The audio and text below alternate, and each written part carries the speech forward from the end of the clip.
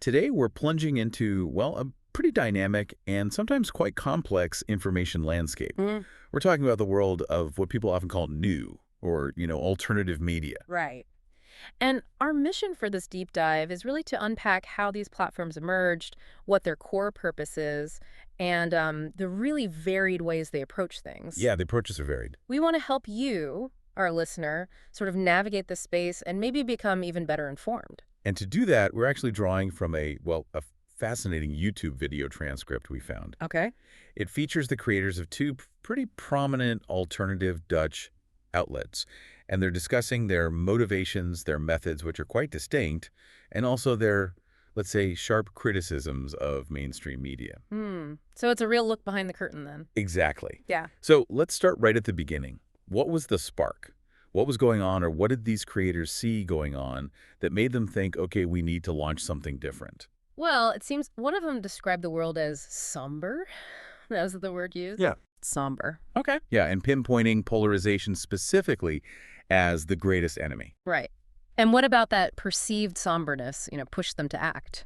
Well, what's really interesting is how they immediately link that feeling, that somber view, not just to a general problem in society, but specifically to the role of information.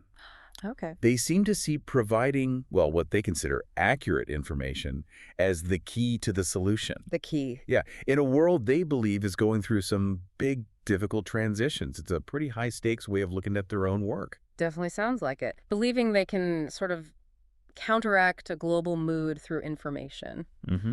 So, with that kind of vision, let's dive into the genesis of Die Krant. That translates to the other newspaper, right? That's right. It apparently started around 2018, maybe 2016, driven mainly by geopolitical considerations. What were those about? Well, their main motivation seems to have been presenting what they call the other side of the story. Okay. Particularly when it came to what they referred to as the U.S. empire. Right. I saw that phrase. Yeah, they used words like ruthless, dictator of the world. They often mention its alleged control over money flows and this figure of 800 military bases Ooh. globally. Well, 800. Yeah, a figure critics often use to show its reach, especially since there aren't, traditional colonies anymore. Yeah. So it frames their initial purpose as being fundamentally a counter-narrative, challenging the dominant view on geopolitics. And to give you listening a clearer idea of what they felt was being ignored, they specifically mentioned past U.S. actions. Things in Libya, Syria. Afghanistan, Iran, Iraq, yeah, Latin America too. Exactly. But then, interestingly, the paper started out quite activist, they said, but then it deliberately broadened its scope. Why do that? Well, it seems like a conscious choice, really, for continuity, maybe wider reach. Okay. They expanded into things like film, health, education, and they explicitly said they wanted to avoid getting stuck in that Corona story. Ah, interesting. Which suggests, a desire to be more than just about one issue, aiming for maybe broader relevance, maybe longer-term survival. Makes sense. Now, let's pivot, because the Viv Valentine podcast, that had a totally different start, didn't it? Oh, completely different. Yeah. It began, well, pretty pragmatically, didn't it, as a campaign tool for the creator's political run. Exactly. For the Libertarian Party in the second chamber elections over there. Very practical origin. But then it kept going after the election. It did. It evolved quite a bit. The creator felt it was very important to continue because they felt they were fulfilling the function that journalism should have. Which they defined as controlling the government to safeguard a free society. Particularly, they said, during what they called Corona and the biggest dystopia ever. Strong words again. Yeah, and even the podcast name, Viv Valentine, apparently comes from V for Vendetta. Oh, wow. A film they felt they were actually living through at the time. So, okay, vastly different starting points. One global geopolitics, the other local elections. But both kind of grew into something broader. It really shows the different foundational ideas behind this alternative media scene. Absolutely. And that diversity, it doesn't just stop at origins, does it? It extends to how they actually operate. Right, like their style, their tone. Exactly. It's not just what they say, but how they say it. Yeah, like one creator really emphasized approaching serious stuff with a laugh. Right. Suggesting that ridiculing power is a very powerful tool. Even calling things a clown show, What's that strategy about? Well, it sounds like a very deliberate, almost strategic use of humor as a weapon. Right. Like if you make something absurd, you strip its power away. But then in stark contrast, you have another creator who admits to being more serious, maybe In somber. analogy, they get called a doom-monger sometimes. Exactly. And they actively try to counter that perception by seeking balance, using humor elsewhere, having columnists, highlighting beautiful initiative. So one leans into the humor, the other tries to inject it to balance out a more serious default. Pretty much. It's fascinating, isn't it, how different tones are used to try and engage people. Yeah, one using levity as a weapon, the other striving for balance. Yep. And that kind of leads into who they're trying to reach, right? Their audience, their mission. It does, yeah. One creator was quite explicit, saying their mission isn't to satisfy people who already agree with them. Okay, interesting. Instead, the content is mostly made for new souls. That's the phrase, people who are not yet awake. Wow. Even if that means losing subscribers who just want, confirmation. That's the bold move. Yeah. Potentially alienating your base to reach newcomers. Like consciousness raising almost. Mm-hmm. And then you contrast that with the other approach. While they still want to keep people updated, the aim is more about bringing new things, not just confirming beliefs. Right. They mentioned zooming out from the day-to-day actualities or news to give broader context, to help people avoid feeling stuck. So this really makes you think, doesn't it? Is the media you consume trying to confirm what you already think, just inform you of facts, or actively awaken you to something else? Exactly.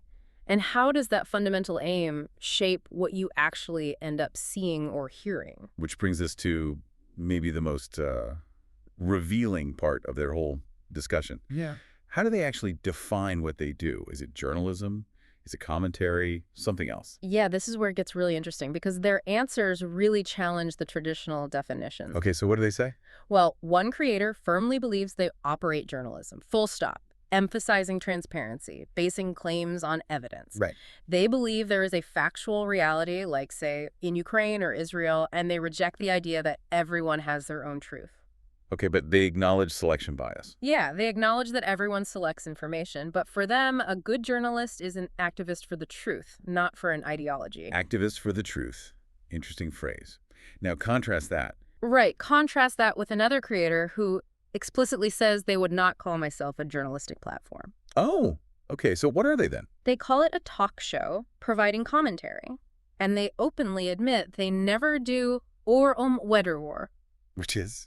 Remind us. That's the Dutch term, basically the core journalistic principle of seeking opposing viewpoints, getting both sides of the story. So they just don't do that? Apparently not. And then there was even a third voice in the original chat Oh. who explicitly said, I do not claim to be a journalist. And they write everything under comedy as a kind of safe framework. Safe framework.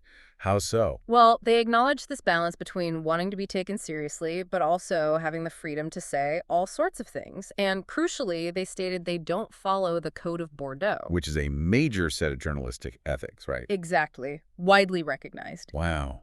So very different self-perceptions. But then one of them had this realization about activism. Yeah, that was fascinating. Initially denying being an activist, but later realizing that just pursuing the truth and unmasking lies is in itself a kind of activism at its base. What do you think that means?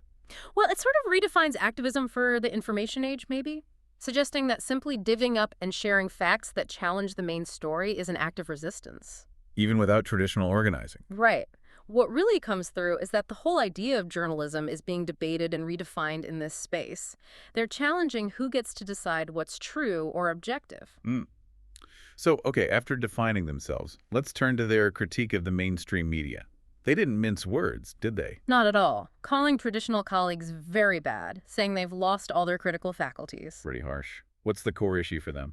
The core issue, as they see it, seems to be this focus on narratives over facts or reality. Narratives versus reality. Yeah. They feel there's a big discrepancy between what they read in the news and what they actually see happening in the world. And they gave examples, right, to show this narrative pushing. They did. Specifically mentioned climate, nitrogen policy, and the situation in Ukraine as examples. Okay, and did they speculate on why this happens? Why focus on narratives? Yeah, they suggested that a large group of journalists actually genuinely believe those narratives. So it's not necessarily malice, but belief. That's what they seem to suggest. that these journalists see themselves as doing good for the world by promoting these narratives. They use the example phrase, saving the climate, which Yeah. one creator found insane. Seeing it as belief overriding objective reporting. That seems to be the argument. They also brought up the pharmaceutical industry as a specific example. Right, expressing concern that there's just no criticism of what they called shady practices. And the critics get dismissed. Yeah, they mentioned an author, Dor Frankema, who wrote a book about vaccinations, apparently quite critical. A fantastic book, they called it. Right, but gets dismissed as an idiot. And they brought up Robert F. Kennedy Jr., too. Yeah, saying he gets framed as just an anti-vaxxer in the mainstream. Despite his focus, they claim, being more on children's health. Exactly. And their point was that there's just no debate allowed on these really important topics. So what comes out of this critique? It's not just about disagreeing on facts, is it? It's more fundamental. It feels like a fundamental challenge to the role and practices of mainstream media itself. And it really pushes you, the listener, to think about the lens through which all information is presented, no matter the source, and maybe ask why it's presented that way. Right. So given all this, given the critiques they face themselves, how do these alternative outlets plan to keep going? What's their survival strategy? Well, it sounds almost deceptively simple. One said, just keep going, don't stop. Keep calm and carry on, basically. Pretty much. Seeing it as a marathon needing long breath. And is there a longer-term vision there? There seems to be, yeah.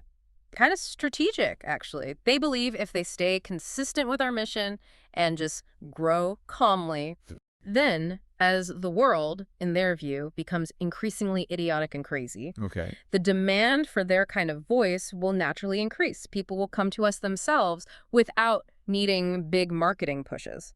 Interesting. A belief that events will basically drive an audience to them. That seems to be the idea, that their content will find its audience in a world they see as increasingly chaotic. So wrapping this up, this deep dive has really uncovered quite a bit about the motivations, the different methods, the sharp critiques fueling this alternative media world. It's definitely a landscape that challenges neat definitions and forces us all to look a bit closer at where our information comes from and why. Absolutely. And the key takeaway here, I think, isn't really about picking sides between mainstream and alternative. Right. It's more about recognizing the profound importance of questioning, of seeking out diverse perspectives, and really trying to understand the why, the motivations, and methods behind any information source you engage with. So maybe a final thought for you to consider, something provocative that came up.